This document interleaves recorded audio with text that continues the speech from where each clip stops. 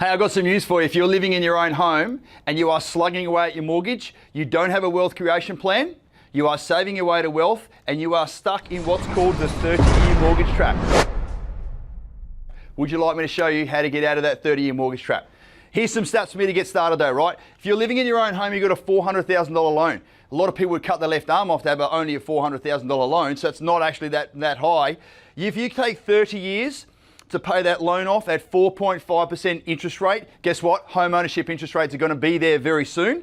If not already by the time you're watching this, it's going to cost you about $729,000 to pay off your own home.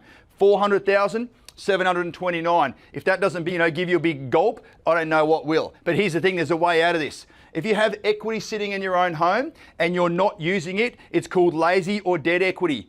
But what you can do is now use that equity and take it as a deposit and cost for your first investment.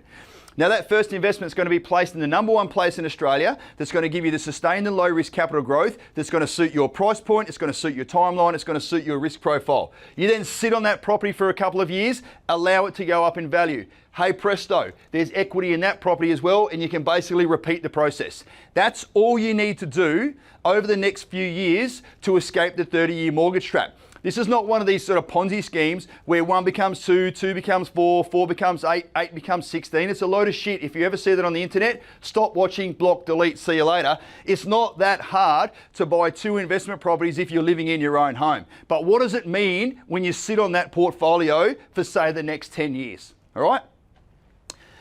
We've now estimated that you'll still owe about $300,000 on your own home. Guess what? If those 2 properties only go up by 3 or 4% each, which is not that bloody hard if you choose correctly, what you can do is then refinance those properties, grab 150 grand out of both of them, bring it down onto your own home, and wipe out your home loan in 1 day.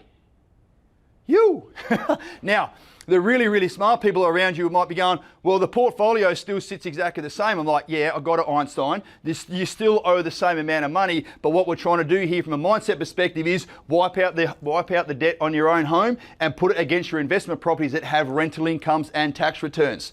But what does that really, really mean? Sort of bottom line dollars here.